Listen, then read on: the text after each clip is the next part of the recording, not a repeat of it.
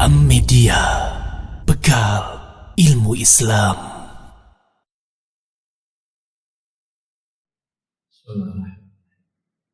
Assalamualaikum warahmatullahi wabarakatuh. Innal hamdalillah nahmaduhu wa nasta'inuhu wa nasta'dihi wa na'udzu billahi min shururi anfusina wa sayyiati a'malina. May yahdihillahu fala mudilla lahu wa may yudlilhu fala hadiya lahu. Asyhadu an la ilaha illallah wahdahu la syarika lahu wa asyhadu anna Muhammadan abduhu wa rasuluhu la nabiyya ba'dah. Faqala ta'ala ya ayyuhalladzina amanu ittaqullaha haqqa tuqatih wa la tamutunna illa wa antum muslimun. Ya ayyuhan nasu taqu rabbakumul ladzi khalaqakum min nafsin wahidah wa khalaqa minha zawjaha wa batha minhuma rijalan katsiran wa nisaa'a wattaqullaha alladzi tasaaluna bihi wal arham innallaha kana 'alaykum raqiba. يا أيها الذين آمنوا اتقوا الله وقولوا قولا سديدا يصلح لكم أعمالكم ويغفر لكم ذنوبكم ومن يطع الله ورسوله فقد فاز فوزا عظيما. فأما بعد أحبتي وإخواني في الدين أعزني الله وإياكم. Kembali kita dimudahkan oleh Allah dan kita akan memasuki bab yang kedua dari kitab Riyadhus Shalihin karya Imam An-Nawawi rahimahullahu ta'ala. Bab yang beliau berikan judul Babut Taubati, di mana beliau mengatakan qala al-ulama'u, kata beliau berkata atau telah berkata para ulama, at-taubatu wajibatun min kulli dzambin. Taubat itu adalah perkara yang wajib dari setiap dosa, yakni yang dilakukan oleh seorang hamba. Fa in kanatil ma'siyatu bainal 'abdi wa bainallah, kata beliau, jika kemaksiatan itu di antara seorang hamba dengan Allahu Rabbul Alamin, dengan Rabbnya, la tata'allaqu bihaqqi adamiyyin, tidak ada kaitannya kemaksiatan tersebut dengan hak anak Adam atau seorang hamba Allah yang lainnya. Falaha thalathatu syurut, kata beliau, maka dosa yang seperti ini dan taubat atau mentaubatinya itu memiliki 3 syarat. Yang pertama, kata beliau, ahaduhuma au ahaduha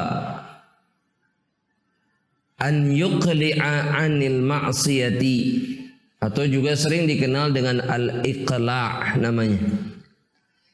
Yang pertama, kata Al-Imam An-Nawawi, adalah seseorang meninggalkan kemaksiatan yang dikerjakan atau dilakukannya. Itu syarat taubat yang pertama, al-iqla'.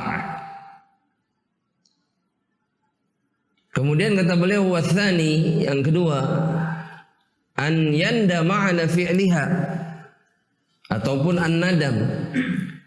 Yang kedua, ketika dosa itu berkaitan dengan Allah Subhanahu wa ta'ala dan tidak ada hak makhluk yang terzalimi atau yang terganggu, maka syarat taubat yang kedua adalah an-nadam, an yandama 'ala fi'liha. Seseorang menyesali dosa yang telah dilakukannya. Bahkan Al-Imam Al-Ghazali rahimahullahu ta'ala, beliau mengatakan an-nadamu huwa ruhut taubah. Penyesalan itu adalah ruh dari taubat seseorang. Karena kadang-kadang ada orang meninggalkan dosa tapi dia tidak menyesal. Yang diinginkan oleh Allah Subhanahu wa taala dia adalah menyesalinya, bahwa dia telah melakukan dosa atau kemaksiatan kepada Allah. Makanya kata Imam Al-Ghazali, an-nadam huwa ruhut taubah. Menyesal itu adalah ruh atau inti dari taubat seseorang kepada Allah. Wa tsalitsu, yang ketiga kata Imam An-Nawawi rahimahullahu taala, yang ketiga, an ya'zima alla ya'uda ilaiha abadan. Bahwa dia berazam, bertekad kuat. Azam itu artinya tekad yang kuat, tekad yang kuat. Bukan hanya sekedar tekad, tapi yang kuat. An ya'zima alla ya'uda ilaiha abadan. Dia bertekad tidak kembali kepada dosa tersebut selamanya. Meskipun kemudian di kemudian hari dia mengulanginya. Ya, dan kemungkinan itu selalu ada. Yang terpenting ketika seseorang bertaubat, dia bertekad. Dia memiliki tekad. Ada orang-orang yang tidak punya tekad. Maksudnya ketika dia bertaubat, bahkan mungkin dia punya perencanaan untuk mengulangi dosa berikutnya. Sekarang taubat. Ya. Seperti ayah saya dulu pernah cerita bahwa ada seseorang yang dia kenal ketika berangkat haji. Sebelumnya di negeri ini dia seorang peminum khamar. Ketika naik haji, dia naik haji. Ketika lempar jumrah, dia bilang seperti ini, ya syaitan, sekarang kita musuhan dulu ya. Oh, iya wallah, ini terdengar oleh ayah saya. Ya. Sekarang kita musuhan dulu ya. Nanti di Indonesia kita berteman lagi. Waliyatubillah. Ini bukan taubah namanya. Dan ada manusia yang seperti ini. Dan berapa sering pun dia kemudian meyakini bahwa dirinya telah bertaubat kepada Allah, namun keadaannya seperti ini, falaisat bitaubah. Maka ini bukan taubat atas dosa yang dilakukannya kepada Allah. Kata Imam Nawawi kemudian, hadhihi tsalatsah, 3 syarat atau 3 perkara ini kata beliau. Wa an yabra'a min sahibiha fa in kanat malan wa nahwahu raddahu ilaihi. Kata Imam Nawawi rahimahullahu taala, ini syarat ya. Syarat yang 3. Tapi kemudian beliau bilang, wa in kanatil ma'siyah tata'allaku bi adami fa syurutuhu arba'ah. Tapi jika dosanya berkaitan dengan dosa anak Adam, maka 3 syarat ini ditambah dengan 1 syarat lagi kata beliau. An yabra'a min sahibiha. Dia meminta pemaafan dari orang yang dia zalimi atau yang dia lakukan dosa kepada dirinya. An yabra, dia minta bara, dia berlepas diri, artinya selesai ya dari apa yang pernah dikerjakannya. Wa in au fa in kanat malan au nahwahu raddahu ilaih, kalau yang diambil dari orang lain itu adalah harta maka dikembalikan.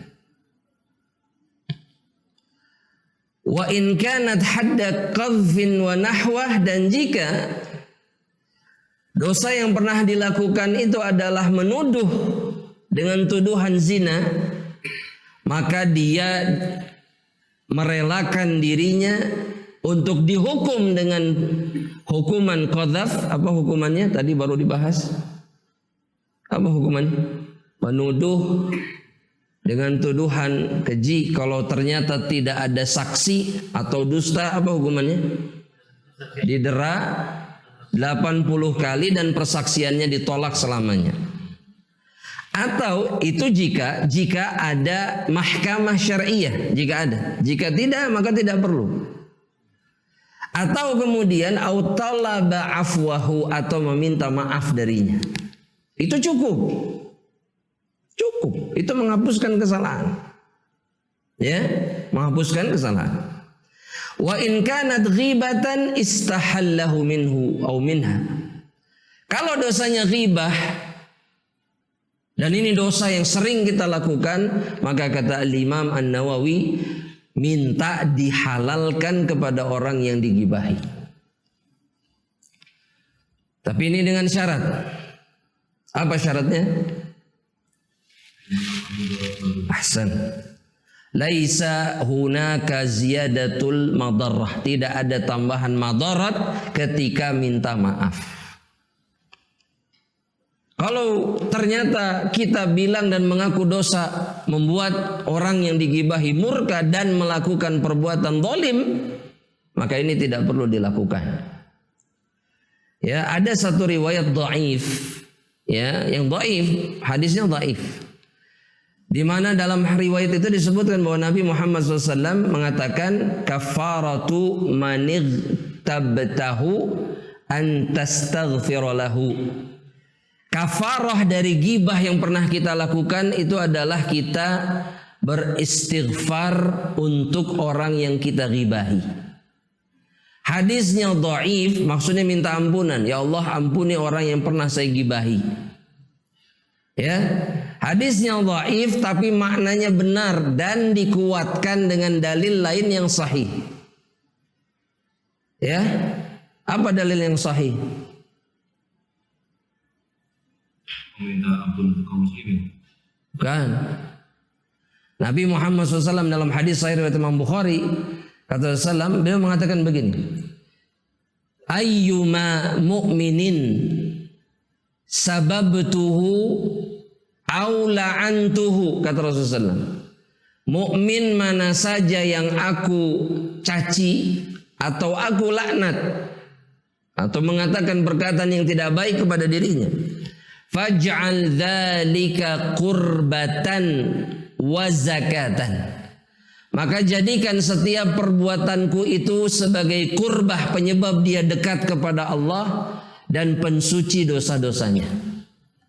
Itu doa Nabi Muhammad SAW. Ada redaksi yang lain, ya, ini bisa dicari dan lakukan ini. Karena dosa ghibah itu dosa yang paling banyak kita lakukan, dan ini berkenaan dengan kehormatan orang lain. Meskipun orang itu tidak tahu, tapi kehormatannya yang sedang kita rusak dengan ghibah. Maka secara hukum taubatnya harus apa? Harus apa? Harus minta dimaafkan oleh orang itu. Jika tidak mungkin maka cukup dengan mendoakannya. Ya, tapi jarang kita merasa bahwa ghibah itu urusannya dengan orang, betul tidak? Apa alasannya? Karena kita merasa dia tidak tahu, maka tidak ada urusan. Padahal kehormatan yang sedang kita rusak di dalam ghibah. Siapapun itu, makanya rugi kalau antum menggibahi orang yang zalim. Kenapa? Kenapa rugi?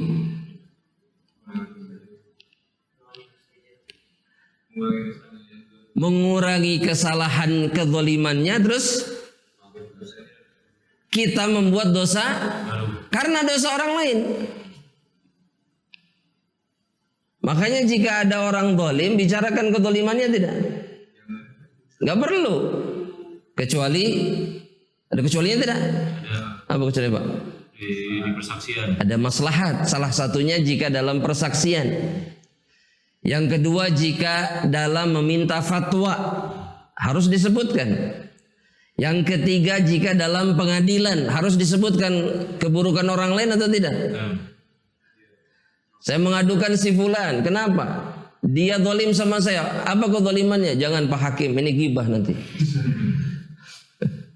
Tidak, wajib justru seseorang kemudian membuka. Yang penting, oh ini langsung pengamalan hadis yang tadi. Yang penting ketika nuduh apa? Yang menghadirkan bukti. Bukti, apa namanya? Bayyinah. Tapi menyebutkan keburukannya dan maslahat-maslahat yang lainnya.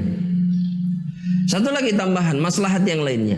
Untuk membedakan antara satu orang dengan orang yang lainnya yang kebetulan namanya sama, maka boleh menyebutkan kekurangannya sebagai tanda. Contoh misalkan, Ada dua Abdullah, yang satu tinggi, yang pendek. Kemudian ditanya, Abdullah yang mana? Kalau pendek kan biasanya celaan. Kalau tinggi, pujian. Lo pendek, nah boleh nggak? Boleh. Kurus dengan gemuk. Sama-sama buruk. Ai kumaha. Yang gemuk pengen kurus, yang kurus pengen gemuk. Tapi biasanya orang gemuk lah yang sering dicibir. Ya, yang gemuk kan, badan gede-gede teuing dan seterusnya. Oh, gemuk. Atau misalkan yang pincang dengan yang normal. Yang pincang itu boleh, dan di kalangan para ulama itu biasa. Ada yang disebut dengan al-a'raj, ada yang disebut dengan al-a'mash. Ya, ada lagi yang disebut dengan al-a'war. A'war itu artinya teleng, atau bukan teleng, apa namanya? Gak bisa melihat sebelah. A'raj itu pincang, a'mash itu berair terus matanya dan seterusnya. Dan itu diizinkan untuk membedakan dengan yang lainnya. Boleh. Ya. Nah, kemudian kata Imam Nawawi rahimahullah taala, wa yajibu an yatuba min jami'idz dzunub, dan seseorang wajib untuk bertobat dari seluruh dosa. Fa in taba min ba'dihha sahhat taubatuhu. Ini perlu dicatat. Jika seseorang bertaubat dari sebagian dosa saja, tidak seluruhnya. Jadi yang diinginkan dalam taubat, kita meminta taubat atas seluruh dosa. Tapi jika hanya sebagian yang ditaubati, sahhat taubatuhu inda ahlil haq, maka sah taubatnya ya di kalangan ahlul haq, yakni di kalangan para ulama. Jadi taubat atas sebagian dosa itu sah. Tinggal dia mentaubati apa? Sisanya, kata beliau rahimahullah, wa baqiya alaihil baqi, sisanya kemudian perlu dia taubati lagi. Dan itu juga yang sering kita lakukan. Kita bertobat hanya dari sebagian dosa. Biasanya mungkin menzalimi orang, itu saja yang ditaubati, padahal kewajiban taubat itu atas semua dosa yang dilakukan. Nanti disebutkan dalilnya. Wa qad tadhaharat dalailul kitabi was sunnah wal ijma', kata beliau. Terlalu banyak bermunculan atau banyak dalil-dalil Al-Quran dan Sunnah, dan juga ijma'ul ummah, dan juga ijma' umat ini. Dan boleh ditulis dalam catatannya, jika dimaksud ijma'ul ummah itu diawali dengan ijma'nya para sahabat Rasulullah sallallahu alaihi wasallam. Ya, karena merekalah yang disebut ummah khaira ummah oleh Allah Subhanahu wa taala dalam Al-Qur'an. Dan ijma' mereka yang terkuat. Ijma' mereka yang terkuat. Dan ini menunjukkan bahwa para sahabat pun ijma' bahwa taubat itu wajib. Pertama dalilnya, kata beliau. Yang pertama, firman Allah Subhanahu wa taala di dalam Al-Qur'an Al-Karim, surat An-Nur ayat yang ke-31. Kata Allah Subhanahu wa taala, tubu, perintah ini, bertaubatlah kalian ilallah, kepada Allah, jami'an, seluruhnya, ayyuhal mu'minun, wahai orang-orang yang beriman. Jadi kalian semua yang mengaku beriman, bertaubatlah kepada Allah. Dan kita tahu kaidahnya dalam Islam, bahwa perintah itu apa konsekuensinya? Wajib. Wajib. Bahasa Arabnya apa? Hah? Bukan. Maksudnya kalimat yang tadi, bahwa perintah itu bermakna wajib. Ada bahasa Arab istilahnya, kaidahnya. Al-amru lil wujub. Tulis al-amru lil wujub. Hukum asal perintah di dalam Islam itu bermakna wajib. Wujub. Al-amru lil wujub. Nah, wujub adalah wajib. Kecuali nanti kemudian kata para ulama, illa idza dallad dalilu ala adamihi. Kecuali ada dalil lain yang menunjukkan tidak wajib, baru turun derajatnya. Nah, ayat ini tidak ada pengalihan, tidak ada dalil yang mengalihkan kewajibannya sehingga memunculkan hukum apa? Wajib untuk orang yang beriman bertaubat dari dosa-dosanya. Dan di akhir ayat Allah bilang begini, la'allakum tuflihun, agar kalian beruntung di dunia dan di akhirat. Jadi kalau kita dalam hidup ini mengejar keberuntungan, betul tidak? Kebaikan, maka bertaubat dari dosa. Itu salah satu sebabnya. La'allakum tuflihun. Satu. Dalil berikutnya dalam surat At-Tahrim ayat yang ke-8. Allah Subhanahu wa taala mengatakan, ya ayyuhalladzina amanu tubu ilallahi taubatan nasuha. Wahai orang-orang yang beriman, bertaubatlah kalian kepada Allah dengan taubat yang nasuh. Nasuh, perlu dicatat di situ. Sebagian orang yang jahil, kata para ulama, mengatakan bahwa nasuh itu nama seorang hamba Allah. Seorang hamba Allah yang kisah taubatnya luar biasa, sehingga taubat yang luar biasa itu disebut taubat apa? Sama seperti harta karun. Oh, jadi korun. Ya, korun. Tapi ada tapinya. Kisah ini batil. Jadi nggak usah dipercaya, tapi perlu diketahui. Karena banyak dongeng-dongeng yang seperti ini, banyak. Oh, ini teh dulu ada ini, ada, nggak ada. Dan kemudian makna nasuh, tulis di bukunya, makna nasuh itu artinya al-khalisu. Al-khalis, ya, al-khalis satu, al-tahir, tulis al-khalis, al-tahir min syawaib wal ilal. Nah, min syawaib wal ilal. Syawaib wal ilal. Nah, yakni taubat yang murni, ikhlas, tulus, dan bersih dari kotoran-kotoran yang merusak taubat. Apa kotoran yang merusak taubat, jemaah rahmatullah Allah subhanahu wa ta'ala? Ya jemaah, apa? Kembali lagi, tidak ada penyesalan dan ingin rujuk kepada dosanya. Itu bukan taubatan nasuha jika perasaan itu ada. Ya. Seperti yang Anda bilang tadi, yang lempar jumroh tadi apa? Sekarang musuhan. Nanti di Indonesia kita berdamai. Nah, itu bukan taubatan nasuha. Tapi yang nasuh itu yang bersih dari itu semua. Ya. Dan itu yang diperintahkan oleh Allah, bukan taubat biasa, tapi taubatan nasuha. Di saat kita bertaubat nasuh, perkara kita berbuat dosa lagi, ya taubatan nasuha lagi, dan begitu seterusnya. Yang terpenting itu tidak ada perencanaan di dalam taubat untuk berdosa lagi. Itu yang disebut taubatan nasuha. Karena sebagian orang menganggap kalau diulang lagi tidak nasuha, itu salah besar. Karena ada yang berpikir seperti itu. Kalau masih ngulang lagi mah bukan taubatan nasuha. Itu nggak benar. Yang benar itu adalah ketika kita bertobat dan mentaubati dosa, kita betul-betul sempurna, ikhlas, dan betul-betul bersih dari segala perusak taubat. Itu sudah disebut nasuha. Jelas?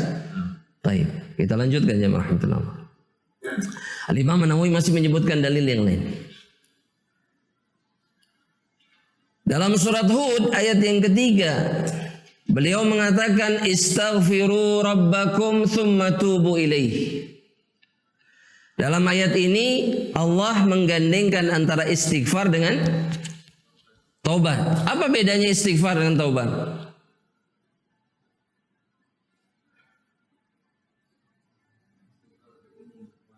Istighfar lebih umum, adapun taubat atau sebaliknya? Ya, apa perbedaannya? Apa perbedaannya, Pak? Tulis ya rahmatullah Allah.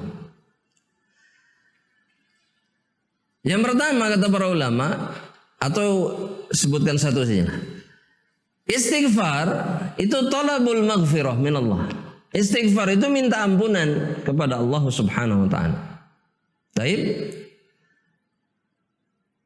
Dan yakunu bil lisan. Dia terjadi dengan apa? Lisan, dilakukan dengan lisan. Amma taubah tarkul ma'siyah wa dzunub ila ta'atillah. Adapun taubat itu adalah meninggalkan perbuatan, meninggalkan dosa dan kemaksiatan dan kemudian beralih kepada ketaatan kepada Allah.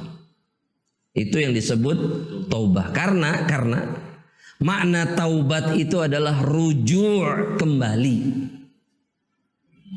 Dari yang tadinya pendosa menjadi taat. Dari yang tadinya maksiat jadi melakukan amal, itu taubat. Kembali lagi kepada hal yang baik.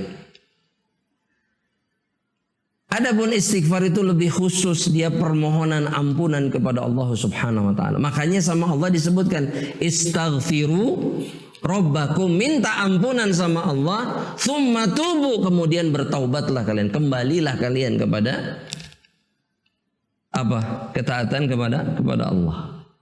Ya. Jelas sampai sini, Pak? Baik. Nah, sekarang jamaah rahmatullah Allah Subhanahu wa taala. Pertanyaannya sekarang, sampai kapan kita bertaubat kepada Allah? Sampai mati. Hah? Sampai mati. Nah, dalilnya.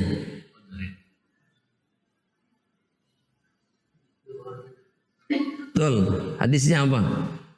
Tinggal disebutkan. Antum sudah benar. Tadi betul sampai meninggal, dalilnya tadi malam yugharghir, tapi hadis lengkapnya gimana? Yustatabu au yughfaru li ahadikum, kata Rasulullah SAW, diampuni untuk salah seorang dari kalian jika dia bertaubat kepada Allah malam yugharghir, selama ghargharah itu artinya ketika ruh sampai sini.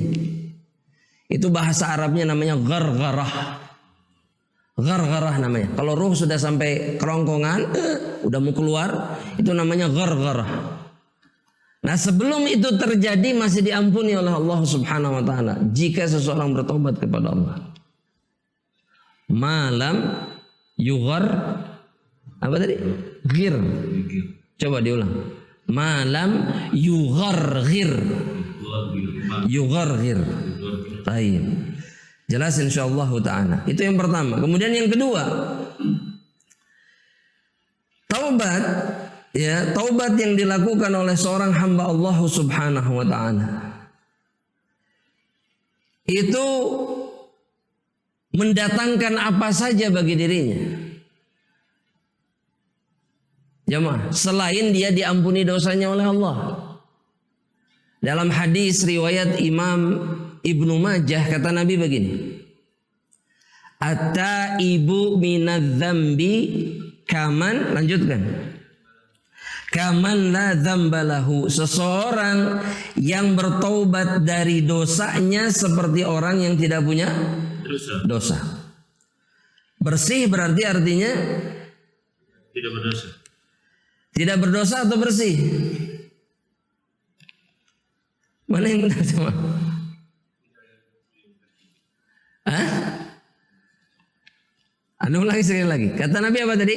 At-taibu minadz-dzambi kaman la dzambalahu. Orang yang bertobat dari dosa itu seperti orang yang tidak punya dosa. Tadi pertanyaannya apa? Bersih atau apa? Mana yang benar? Dua-duanya. Tidak punya dosa berarti bersih dari bersih selesai. Meskipun jemaah rahmatillah, sebagian ulama mengatakan bahwa catatannya tetap ada dan itu tidak dihapus dari apa? Catatan amalnya. Tapi diampuni, dihilangkan konsekuensi dari dosa itu dengan taubat. Meskipun ada yang mengatakan bersih, karena malaikat itu menulis dan menghapus sesuai perintah Allah Subhanahu wa taala. Ada dalilnya itu. Ya, baik, sampai di situ dulu. Kemudian yang berikutnya, jika taubat seseorang diterima oleh Allah, apa yang akan diberikan oleh Allah Subhanahu wa taala, maka tulis. Selain tadi diampuni dosa, kemudian tadi Anda sudah sempat tadi dalam ayat yang disebutkan Al-Imam An-Nawawi tadi dalam surat apa? Ayo coba tadi. Ayat pertama yang disebutkan sebagai dalil tadi apa? Beruntung. Satu beruntung, kedua hapus dosa. Maka yang berikutnya, taubat mendatangkan mahabbatullah kepada seorang hamba. Taubat itu mendatangkan cinta Allah kepada hambanya. Makanya semakin sering seseorang bertaubat, semakin besar cinta Allah kepada dirinya. Dalilnya firman Allah Subhanahu wa taala di dalam Al-Qur'an Al-Karim. Surat Al-Baqarah ayat yang ke-222. Kata Allah Subhanahu wa taala, "Innallaha", tahu kita ayat ini sebetulnya, sering dengar. "Innallaha yuhibbut tawwabina", apa satu lagi? "Wa yuhibbul mutatahhirin". Allah mencintai dua macam manusia di sini. Yang pertama apa? Tawwabin. Yang kedua apa? Mutatahhirin. Coba diulang ayatnya. Yuhibbut tawwabina wa yuhibbul mutatahhirin. Surat apa tadi? Al-Baqarah ayat 222. Mumtaz. Baik. Kemudian yang berikutnya, taubat itu menjadi sebab diterimanya amal saleh.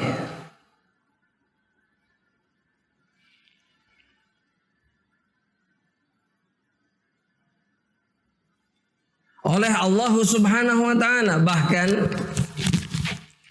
Allah mengubah dosanya jadi amal saleh. Jadi kalau orang bertobat, dosa yang dikerjakannya tadinya apa? Dosa, maksiat jadi dosa kan? Dosa itu artinya sesuatu yang menyebabkan seseorang berhak mendapatkan azab, itu dosa.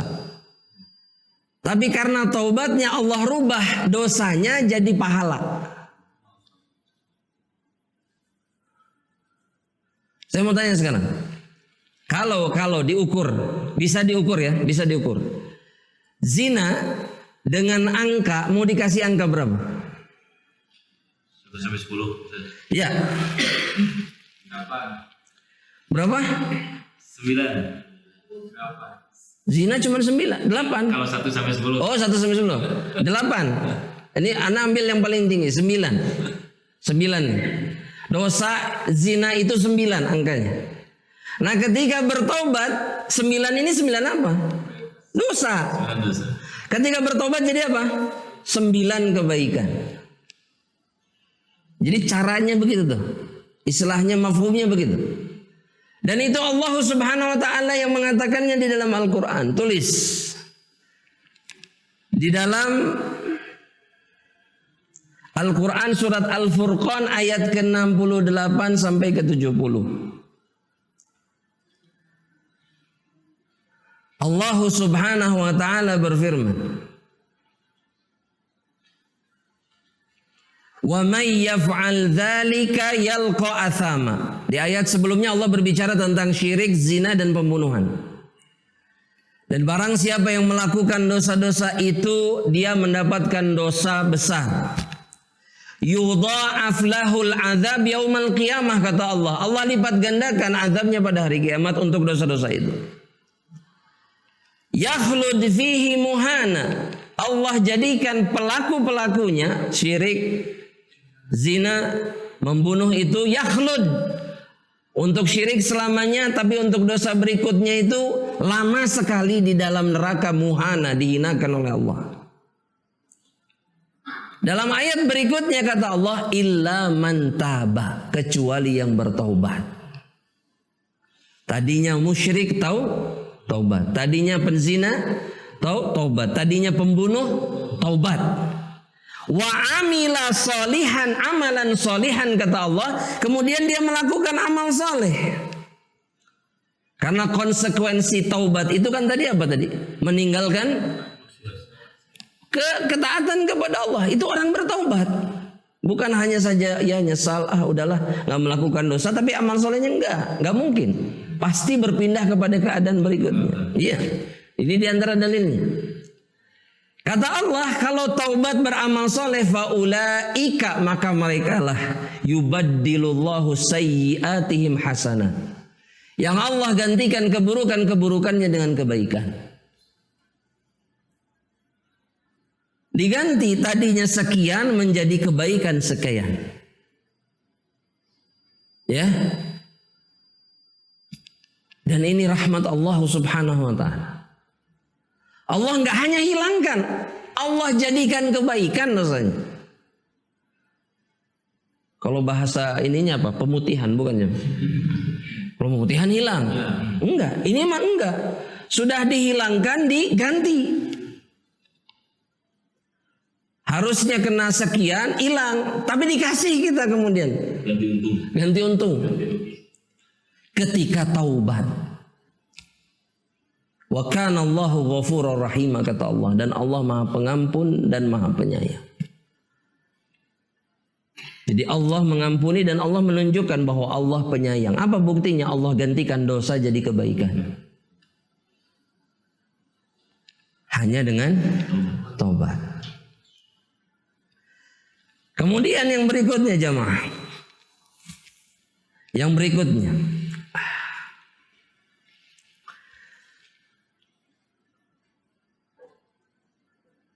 Bahwa taubat itu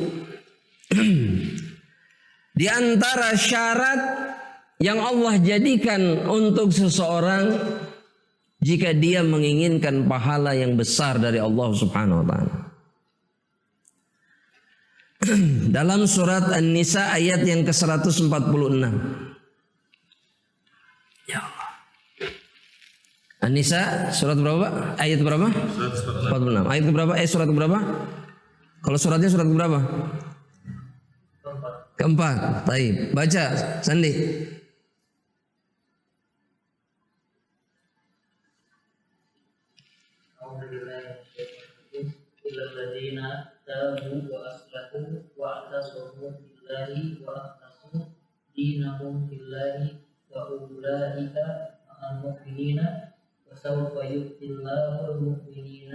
Ajran 'azima. Kecuali kata Allah Subhanahu wa taala, mereka-mereka yang bertaubat kemudian berbuat baik dan berpegang teguh dengan tali Allah atau berpegang teguh kepada agama Allah, wa akhlasu dinahum, dan ketika beragama ikhlas, nggak pengen apapun selain Allah.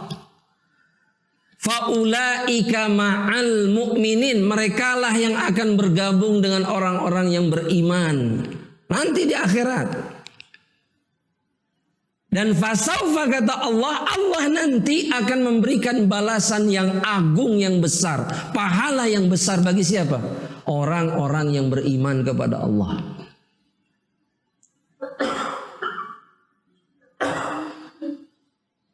Dan kita kan mengharapkan pahala setiap kita mengerjakan sesuatu.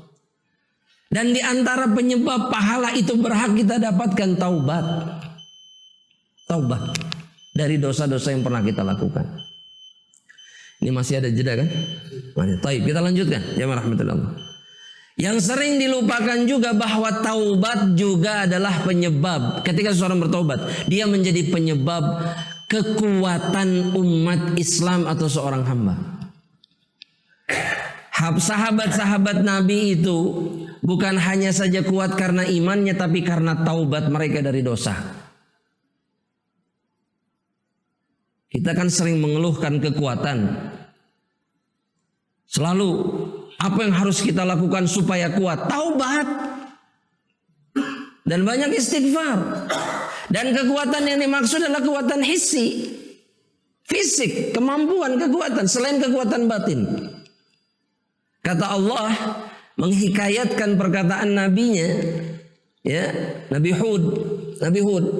Itu berkata kepada kaumnya. Ya qaum istaghfiru rabbakum. Wahai kaumku, istighfarlah kalian. Minta ampunanlah kalian kepada Allah Rabb kalian. Wa tubu ilaih. Au thumma tubu ilaih. Taubat, kembali kepada Allah. Dari dosa-dosa yang kalian lakukan ini. Ya, kaumnya Nabi Hud ingkar kan kepada Allah. Ingkar tidak jam? Ingkar. Disuruh taubat. Istighfar taubat. Kalau kalian mau melakukannya, yursilis sama'u alaikum midrar. Allah turunkan hujan midrar. Apa itu midrar? Jemaah. Dalam surat Nuh juga sama kalimatnya. Midrar. Terus minum kopi dulu jemaah. Bismillah.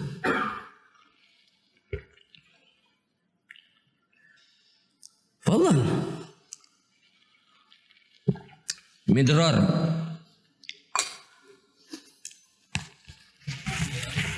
Sangat deras. Midrar itu terus menerus atau deras sekali. Midrar, jangan lupa midrar. Kalau kita taubat istighfar, langit turun hujan deras. Dan hujan yang disebut di sini deras di sini adalah apa? Sayyib nafi'. Hujan yang bermanfaat. Bukan deras tepuguh, enggak. Deras banjir, enggak. Ini bukan yang dimaksud. Kan pasti ada yang mengatakan begini, ini agak osok lah hujan deras mah. Bukan itu yang dimaksud. Tapi hujan deras yang bermanfaat. Yang Nabi bilang Allahumma sayyiban nafi'an. Itu yang dimaksud. Deras tapi bermanfaat enggak jadi bala. Itu ketika seorang istighfar bertobat. Dan kemudian kata beliau wa yazidkum quwwatan ila quwwatikum, dan Allah tambahkan kekuatan kepada kekuatan kalian. Kalian itu sudah kaum yang kuat, tapi kalau taubat dan istighfar kekuatannya Allah tambah. Makanya kalau antum ingin kuat tidak? Kuat apanya? Apapun yang baik, tubuh punya kekuatan tenaga untuk melakukan kebaikan, betul? Kuncinya apa? Istighfar dan taubat. Dan dia juga pembuka betul? Jemaah, istighfar, taubat, pembuka rizki bukan? Rizki? Dalilnya apa Pak Aris? Ayo, siapa yang bisa membantu beliau?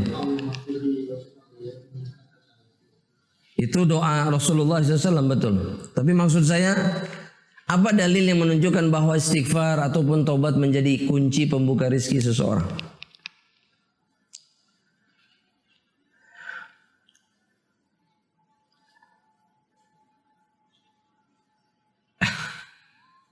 Ayo jemaah, nih, baca. Ya baca.